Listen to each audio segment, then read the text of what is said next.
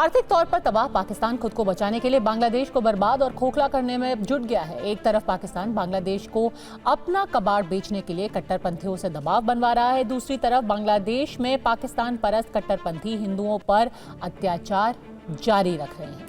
बांग्लादेश की कुल आबादी में करीब 8% हिंदू अल्पसंख्यक हैं, जिन पर कट्टरपंथी अब जुल्म ढा रहे हैं। बीते 4 महीनों में बांग्लादेश में कट्टरपंथी समूहों ने कई बार इस्कॉन मंदिरों को निशाना बनाया। हालात इतने बिगड़ गए कि बांग्लादेश की इमिग्रेशन पुलिस ने वैध पासपोर्ट और वीजा के साथ भारत जा रहे संतों को भी बॉर्डर पर रोक लिया और पूछताछ के नाम पर उनके साथ भी टॉर्चर शुरू कर दिया।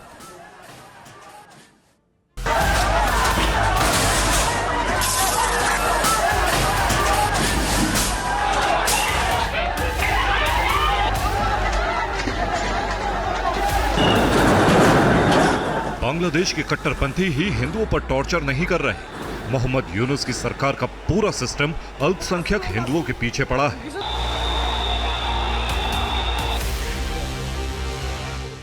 मंदिरों में तोड़फोड़ की जा रही है। इस्कॉन के संतों को बिना वारंट ही गिरफ्तार किया जा रहा है। मूर्तियों को खंडित किया जा रहा है। यानी हर बदलते दिन के साथ बांग्लादेश में हिंदुओं का जीवन मुश्किल होता जा रहा है।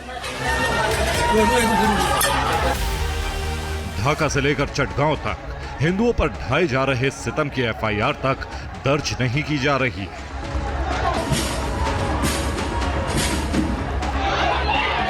खुलेआम हिंदुओं को धमकियां देने वाले और हिंसा में शामिल लोगों पर मोहम्मद यूनुस की सरकार कोई कार्रवाई नहीं कर रही।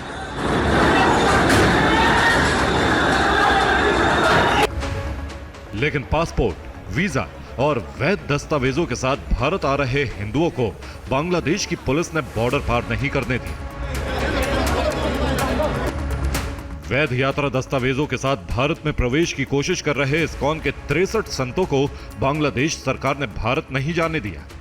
कोलकाता में इस्कॉन के प्रवक्ता राधा रमण दास ने दावा किया कि इन संतों को भारत में एक कार्यक्रम में शामिल होने के लिए आना था, लेकिन इन्हें बॉर्डर पर बांग्लादेशी अथॉरिटी ने रोक दिया।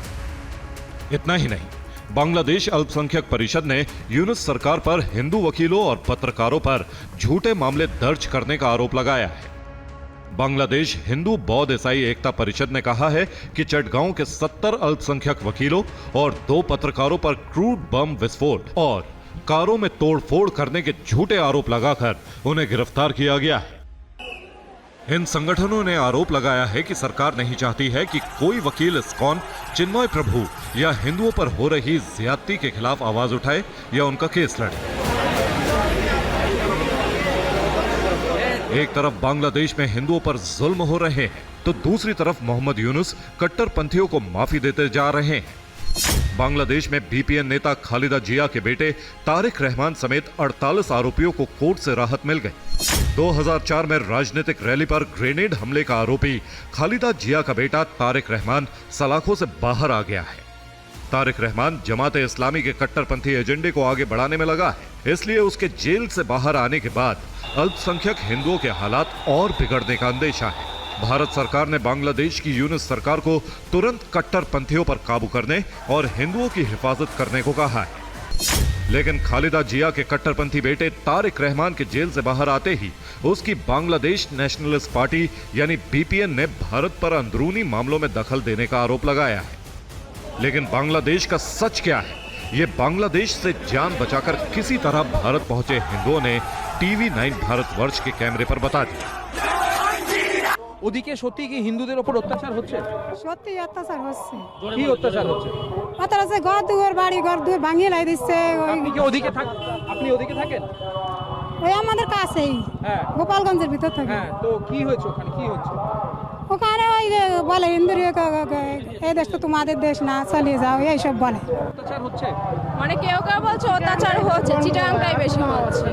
এখন নামছে আন্দোলনে সব জায়গায় কম বেশি, কিন্তু যা একটু গন্ডগোলটা বেশি ধরে না, ওটা চিটাগাং। आंदोलन जो हो रहा है वहाँ पे हो रहा है, लेकिन ये लोग अभी कह रहे हैं कि अभी हम लोग डरे हुए नहीं है, लेकिन ये जरूर ये कह रहा है कि कुछ जगह पे ऐसा हो रहा है जहाँ पे हिंदुओं के ऊपर अत्याचार हो रहा है। घुमा फिरा के बात एक ही जगह पे आ रहा है, बांग्लादेश में जो हिंदू रहने वाले हैं उनके ऊपर अत्याचार हो रहा है, और जिसके चलते आज पेट्रापोल बॉर्डर में भगवा झंडा लेके हजारों के तादाद में लोग पहुंच चुके हैं ये प्रोटेस्ट करने के लिए। और जो लोग उस पार से इस पार आ रहे हैं, कुछ लोग कह रहे हैं हम डरे हुए हैं, उनको थ्रेट मिल रहा है, और कुछ लोग कह रहे हैं कि वहाँ पे हम लोग रहते हैं लेकिन हिंदुओं के ऊपर ये अत्याचार हम लोग सपोर्ट नहीं करते।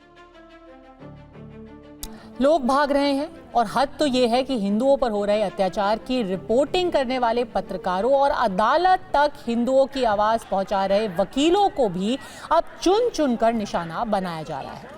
लेकिन यूनुस सरकार जेल में बंद घोषित आतंकवादियों को एक एक करके जेल से रिहा कर रही है।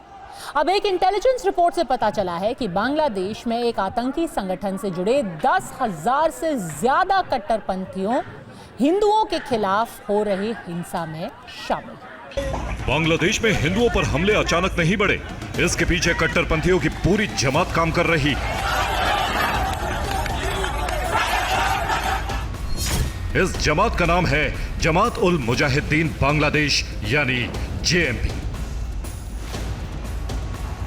खुफिया रिपोर्ट से पता चला है कि जमात उल मुजाहिदीन बांग्लादेश से जुड़े आतंकियों ने बांग्लादेश को हिंदू विहीन करने की खतरनाक साजिश रची है। इसी साजिश के तहत हिंदुओं में दहशत पैदा की जा रही है। पहले उन्हें दुर्गा पूजा करने से रोका गया, उनसे जजिया टैक्स की मांग की गई, दीपावली पर घरों के सामने दिए जलाने तक पर आपत्ति की गई, मंदिरों को तोड़ा गया, घरों को जलाया गया। इस काम में जमात उल मुजाहिदीन बांग्लादेश से जुड़े 10,000 से ज्यादा कट्टरपंथी और आतंकी लगे थे। बांग्लादेश की सरकार ने फरवरी 2005 में JMB को आतंकी संगठन घोषित किया था, लेकिन अगले ही साल यानी 2006 में JMB के आतंकियों ने बांग्लादेश में 300 से ज्यादा जगहों पर 500 से ज्यादा धमाके किए थे। बांग्लादेश के आतंकी संगठन जमात उल मुजाहिदीन बांग्लादेश पर भारत ने भी 2019 में बैन लगा दिया था। इस संगठन पर बांग्लादेश और भारत के अलावा मलेशिया, UK और ऑस्ट्रेलिया ने भी आतंकी संगठनों की लिस्ट में डाला हुआ है। लेकिन अब एक इंटेलिजेंस रिपोर्ट में सामने आया है कि JMB ने 10 लाख से ज्यादा लड़ाकों को ट्रेंड कर रखा है। JMB से जुड़े कई खतरनाक आतंकियों को मोहम्मद यूनुस सरकार ने माफी भी दे दी है। जेल से छूटकर इन आतंकियों ने बांग्लादेश में अपनी कट्टरपंथी दुकान सजा ली है।